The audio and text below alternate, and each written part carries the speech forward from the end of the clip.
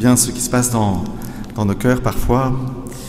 Vous avez compris que la thématique du jour, c'est le pardon, déjà dans la première lecture, où le Seigneur nous invite fortement à pardonner, à ne pas garder de rancœur, et où l'auteur de ce livre, de Ben Sirac le Sage, qu'on appelait avant l'Ecclésiastique, le livre de l'Ecclésiastique, l'auteur nous fait penser aussi à notre mort. Pense à ton sort final, convertis-toi, renonce à ta rancune. Et le Seigneur Jésus nous parle aussi de manière très sévère de cette terrible possibilité pour nous de n'être pas accueillis par son Père si nous n'acceptons pas, nous aussi, de pardonner nos frères qui nous ont offensés. Alors la rancœur, le fait de ressentir des émotions dans notre cœur, dans notre être, ça c'est normal. Nous ne maîtrisons pas ce que nous ressentons devant une agression.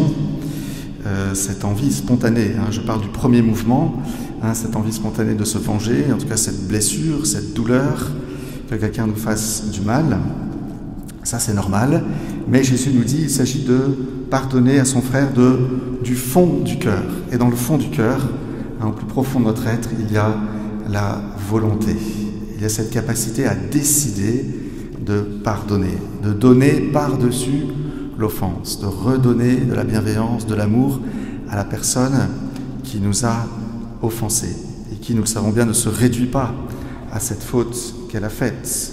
Lorsque nous pensons à nous-mêmes, c'est ce que Jésus nous invite à faire dans cette parabole où il y a une différence. J'ai essayé de compter entre je ne suis pas un expert en mathématiques, mais c'est pas très très compliqué dans ce cas-là, entre je vais rechercher ce que dit Jésus, les 10 000 talents, c'est-à-dire 60 millions de pièces d'argent que lui doit à son maître, qui symbolise Dieu, et la petite dette que quelqu'un a à son égard, qui est de 100 pièces d'argent, il y a une différence de 600 000. Donc la personne qu'il croise ensuite et qu'il va étrangler lui doit 600 000 fois moins que la dette dont il vient la remise de dette dont il vient de bénéficier. Là, il y a un exemple ici de la différence entre les offenses que nous nous faisons et les offenses que nous faisons à l'égard de Dieu, qui est infiniment bon, qui ne mérite absolument, évidemment, aucune offense envers lui. Vous voyez, donc nous sommes invités à rentrer dans cette miséricorde les uns envers les autres. Je vais vous lire une petite histoire, on retient toujours mieux les histoires, que vous connaissez peut-être. C'est encore une histoire de la Seconde Guerre mondiale, décidément, parce qu'il y a quelques dimanches, j'avais raconté encore une autre histoire de la Deuxième Guerre mondiale. C'est l'histoire de Corrie ten Boom, c'est une néerlandaise qui est née à Amsterdam et qui a été internée dans un camp de concentration allemand de Ravensbrück. Et pourquoi ? Parce qu'elle n'était pas juive, mais ils avaient caché des juifs pendant la guerre. Ils avaient organisé une cache chez eux. Et ils ont été finalement dénoncés par un voisin. Et donc elle se retrouve avec sa sœur et son père, notamment, elle se retrouve déportée à Ravensbrück. Son père et sa sœur vont décéder assez rapidement et elle va finalement survivre à la guerre. Et ensuite, elle va témoigner de sa foi chrétienne et elle va témoigner sur le pardon. Alors, voilà ce qu'elle nous dit. Elle a vécu une histoire extraordinaire parce qu'un jour, dans une église où elle avait été invitée à parler sur le pardon, elle reconnaît, dans l'assemblée, elle reconnaît un des nazis qui avait été un des gardiens du camp. Alors voilà ce qu'elle dit elle-même. Elle a vécu une histoire un peu étonnante, vous allez voir. C'est dans une église de Munich que je l'aperçus. Chauve, corpulent, vêtu d'un pardessus gris, les doigts agrippant les bords d'un chapeau marron. Les gens sortaient en file de la salle du sous-sol où je venais de parler, avançant entre les rangées de chaises pour atteindre la porte du fond. C'était en 1947 et j'étais venu de Hollande apporter le message du pardon de Dieu à cette Allemagne humiliée et défaite. C'est de cette vérité qu'on avait le plus besoin dans ce pays ravagé par les bombes abreuvées d'amertume. Pour la rendre accessible, cette vérité sur le pardon, j'utilisais mon illustration favorite. En tant qu'hollandaise, la mer m'était souvent présente à l'esprit. Et c'est pour cette raison que j'aimais à croire que c'est là, dans la mer, que Dieu jette les péchés, qu'il pardonne. C'est à ce moment-là que j'aperçus se frayant un chemin à contre-courant vers l'avant de la salle, que je l'aperçus. D'abord, je ne vis que le pardessus gris et le chapeau marron. Mais l'instant d'après, je le revis dans son uniforme bleu, avec la casquette à visière ornée de têtes de mort et de tibias. Puis tout me revint en un clin d'œil.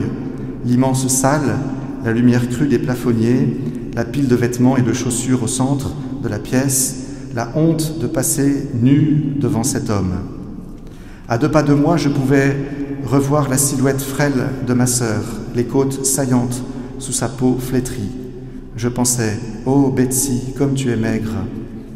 C'était à Ravensbrück, et l'homme qui s'approchait de moi était un des gardiens de ce camp, un des gardiens les plus cruels.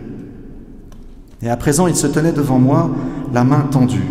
« Mademoiselle, vous nous avez donné un bon message, qu'il est bon de savoir, comme vous venez de le dire, que nos péchés sont au fond de la mer. » Et moi qui avais parlé du pardon avec tant d'aisance, j'étais là, fouillant dans mon portefeuille au lieu de lui serrer la main. Il ne pouvait se souvenir de moi, évidemment, je n'étais qu'une détenue parmi des milliers d'autres. Mais moi, je me souvenais de lui et de la cravache qui pendait à son ceinturon. J'avais un de mes tortionnaires en face de moi et mon sang se glaça. « Dans votre causerie, vous avez fait allusion à Ravensbrück, disait-il. J'étais un des gardiens de ce camp. Depuis, je suis devenu chrétien. Je sais que Dieu m'a pardonné toutes les atrocités que j'y ai commises, mais je voudrais l'entendre de votre bouche. Mademoiselle, et il me tendit à nouveau la main, me pardonnez-vous ? Et j'étais là, planté devant lui, moi qui avais dû souvent implorer le pardon pour mes fautes, et j'étais incapable de faire ce qu'il me demandait. Betsy, ma sœur, était morte là-bas. Pouvait-il effacer sa lente agonie simplement en me demandant pardon ? Ce n'était que depuis quelques secondes qu'il se tenait devant moi, la main tendue, mais elle me paraissait des heures, tellement je luttais pour parvenir à faire le geste le plus pénible de ma vie. Je savais qu'il fallait le faire, que Dieu ne nous pardonne qu'à une condition. Il nous faut pardonner à ceux qui nous ont fait du tort. Si vous ne pardonnez pas aux hommes, avait dit Jésus, votre Père céleste ne vous pardonnera pas non plus vos offenses. Je me tenais là, figé, incapable de réchauffer mon cœur glacé. Mais le pardon n'est pas affaire de sentiment, je le savais fort bien. C'est un acte volontaire, et la volonté peut s'exercer, quelle que soit la température du cœur. « Jésus, viens à mon aide !» priai-je en silence. « Je peux tendre la main, je peux aller jusque-là, mais à toi de me donner l'amour. » Alors, comme un automate, je serrais la main que cet homme me tendait. À ce moment-là, se produisit quelque chose de prodigieux. Un courant partit de mon épaule, passa de mon épaule à mon bras, et de mon bras se répandit dans nos mains jointes. Il réchauffa tout mon être et me fit venir les larmes aux yeux. Je m'écriai « Frère, je vous pardonne de tout mon cœur. » Nos mains restèrent serrées pendant un long moment, celles de l'ancien gardien et celles de l'ancienne détenue. Je n'ai jamais ressenti l'amour de Dieu aussi intensément que ce jour-là. Mais je savais que ce n'était pas mon amour à moi. J'avais essayé et j'avais échoué. Ce que je n'avais pas pu faire, le Saint-Esprit l'avait fait en moi. Voilà, quel témoignage bouleversant d'un pardon réalisé avec la force de Dieu lui-même. Prions, chers frères et sœurs, pour tous ceux qui nous ont offensés.